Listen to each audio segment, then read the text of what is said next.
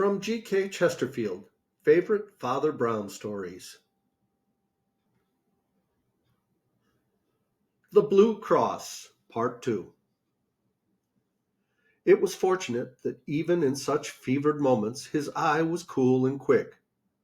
Something in a shop front went by him like a mere flash. Yet he went back to look at it. The shop was a popular greengrocer and fruiterer's, an array of goods set out in the open air and plainly ticketed with their names and prices.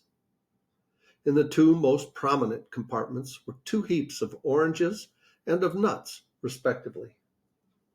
On the heap of nuts lay a scrap of cardboard, in which was written in bold blue chalk, "Best tangerine oranges, 2 a penny." On the oranges was an equally clear and exact description: "Finest Brazil nuts, 4d a pound." M. Valentin looked at those two placards and fancied he had met this highly subtle form of humor before, and that somewhat recently. He drew attention of the red-faced fruiterer, who was looking rather sullenly up and down the street, to this inaccuracy in his advertisements. The fruiterer said nothing, but sharply put each card into its proper place. The detective, leaning elegantly on his walking cane, continued to scrutinize the shop. At last he said, "Pray excuse my apparent irrelevance, my good sir, but I should like to ask you a question in experimental psychology and the association of ideas." The red-faced shopman regarded him with an eye of menace, but he continued gaily, swinging his cane. "Why," he pursued, "why are two tickets wrongly placed in a greengrocer's shop, like a shovel hat that has come to London for a holiday? Or, in case I do not make myself clear, what is the mystical association which connects the idea of nuts marked as oranges with the idea of two clergymen, one tall and the other short?" The eyes of the tradesman stood out of his head like a snail's. He really seemed for an instant likely to fling himself upon the stranger. At last he stammered angrily, "I don't know what you have to do with it, but if you've one of their friends, you can tell him from me that I'll knock their silly heads off, parsons or no parsons, if they upset me apples again." "Indeed?" asked the detective with great sympathy.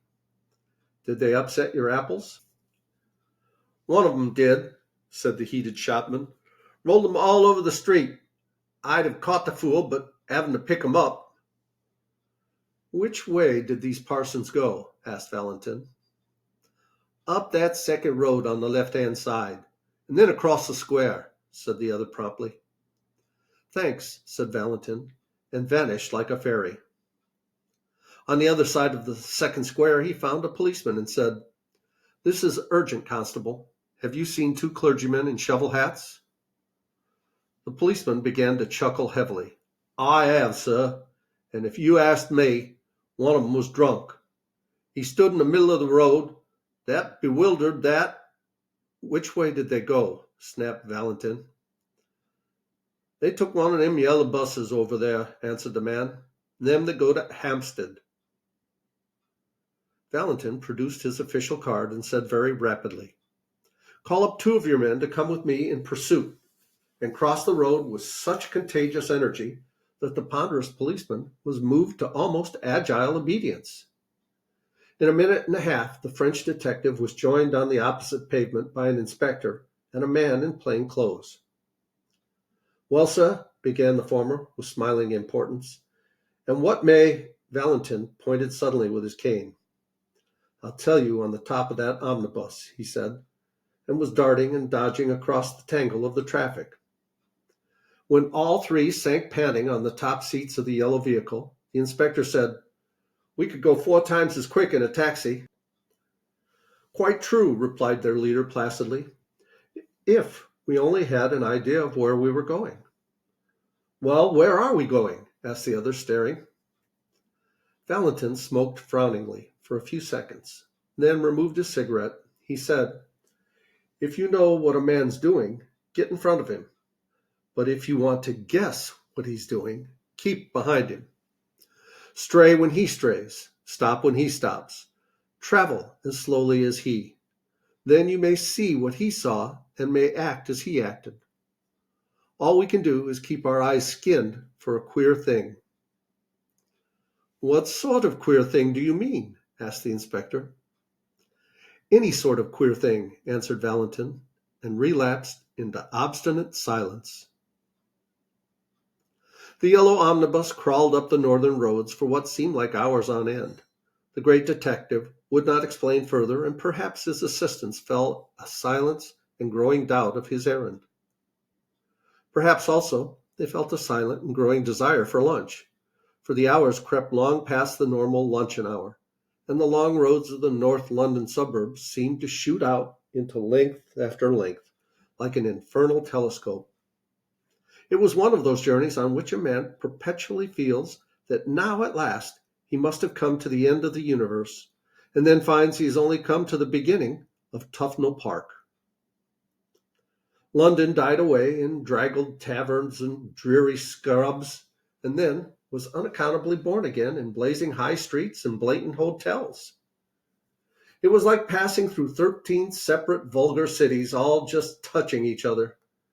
But though the winter twilight was already threatening the road ahead of them, the Parisian detective still sat silent and watchful, eyeing the frontage of the streets that slid by on either side.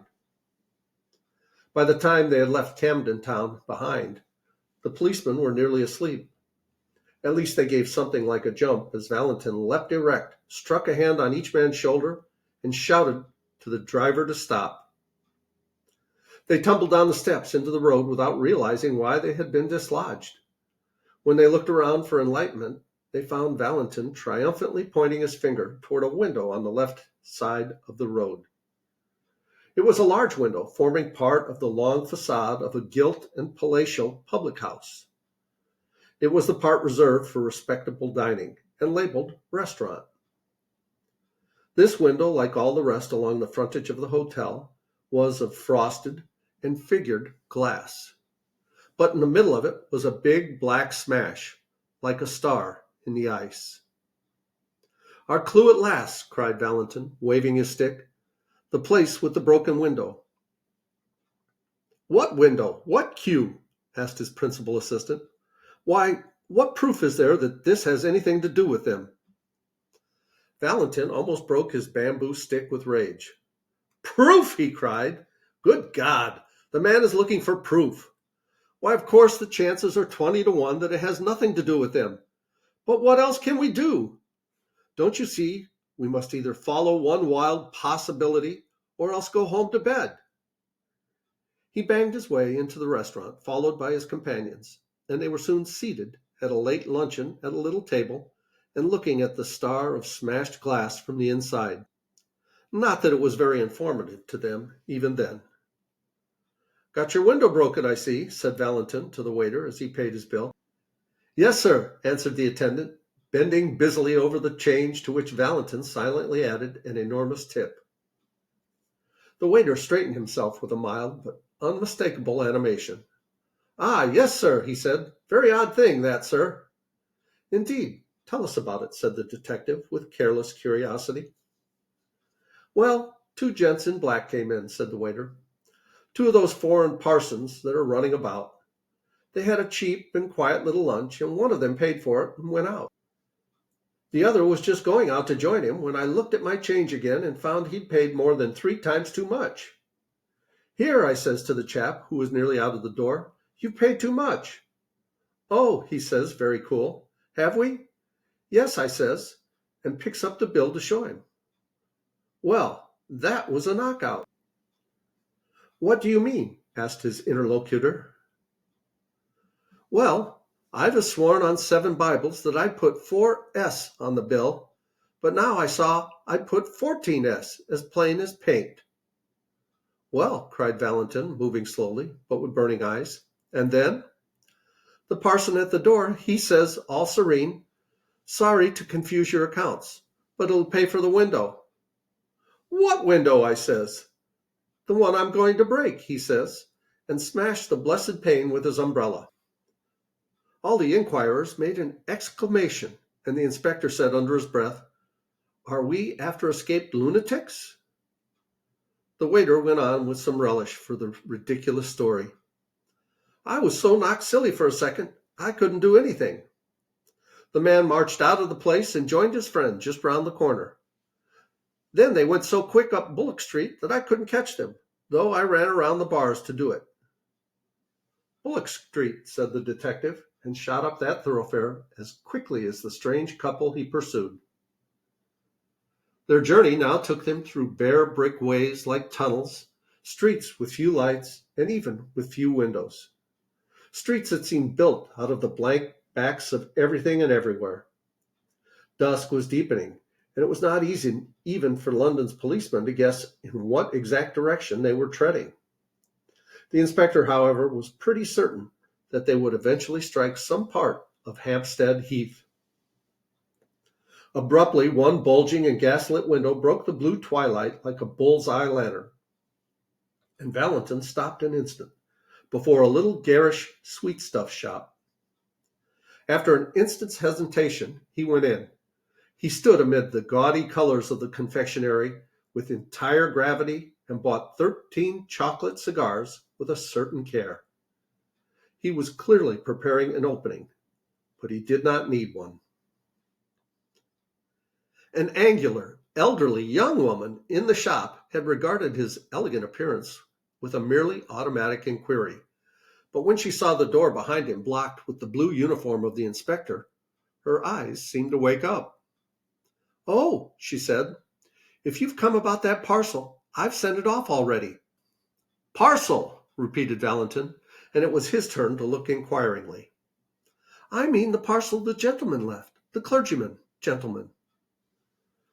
"For goodness' sake," said Valentin, leaning forward with his first real confession of eagerness. "For heaven's sake, tell us what happened exactly."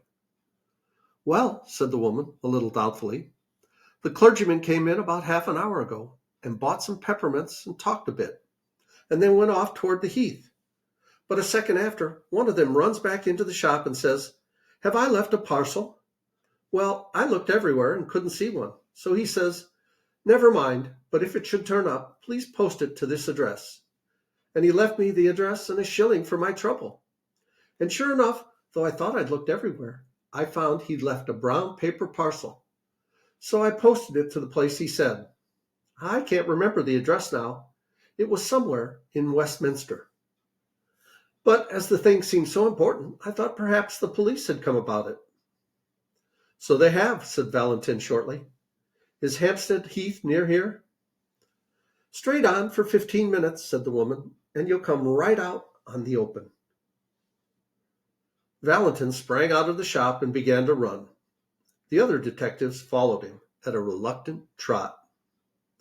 The street they threaded was so narrow and shut in by shadows that when they came out unexpectedly into the void common and vast sky, they were startled to find the evening still so light and clear. A perfect dome of peacock green sank into gold in the blackening trees and the dark violet distances. The glowing green tint was just deep enough to pick out in points of crystal 1 or 2 stars. All that was left of the daylight lay in a golden glitter across the edge of Hampstead, and that popular hollow which is called the Vale of Health. The holiday makers who roamed this region had not wholly dispersed. A few couples sat shapelessly on benches, and here and there a distant girl still shrieked in one of the swings. The glory of heaven deepened and darkened around the sublime vulgarity of man, and standing on the slope and looking across the valley, Valentin beheld the thing which he sought. And we'll pause here, and we'll continue with this story in the next video. Please like, subscribe, leave a comment. I'd love to hear your thoughts on the story. I love you guys. As Tigger says, ta-ta for now.